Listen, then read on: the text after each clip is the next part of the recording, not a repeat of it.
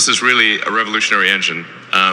Raptor 3 is really, I'd say, kind of alien technology rocket engine. How do you actually make alien technology like the Raptor 3 possible? The secret isn't just advanced 3D printed metal or complex fuel pathways. It is also the hydrostatic bearings. Right now, inside rocket engines, methane and liquid oxygen turbopumps are spinning at very high speed.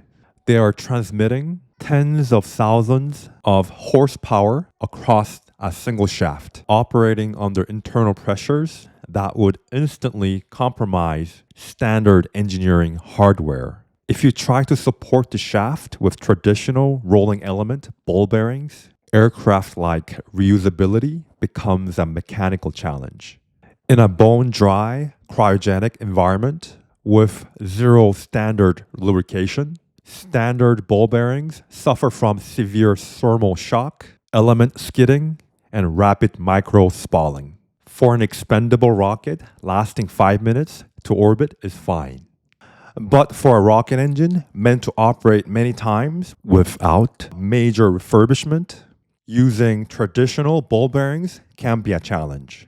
To achieve multiple reuse, rocket companies had to completely eliminate mechanical contact.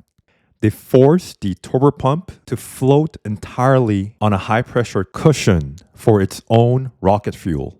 Welcome to the world of cryogenic hydrostatic bearings. Unlike hydrodynamic bearings, which rely on rotation of the shaft to drag fluid into a wedge shape to create lift, hydrostatic bearings don't wait for rotation. They rely on an external, high-pressure fluid source to force fluid into the bearing gap. In a rocket engine, this is a beautifully simple, self-sustaining system. But beautifully simple does not necessarily mean easy to design this. In fact, it's quite the opposite. For the hydrostatic bearing to work, you need to tap off a tiny fraction of the ultra-high pressure cryogenic fluid right from the discharge of the pump impeller, routing it directly into the bearing housing.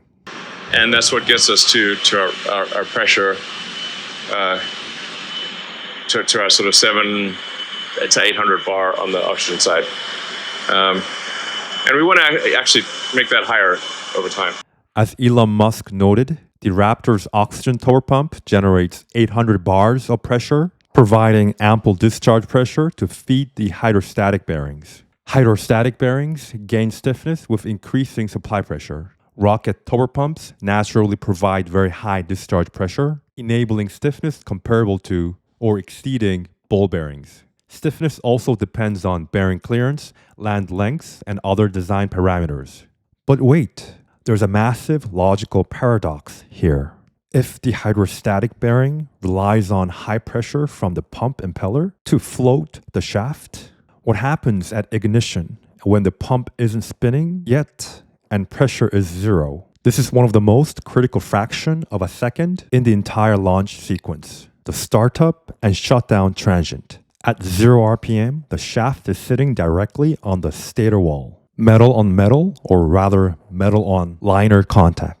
To prevent immediate contact, galling, and seizure, engineers have to design a hybrid system.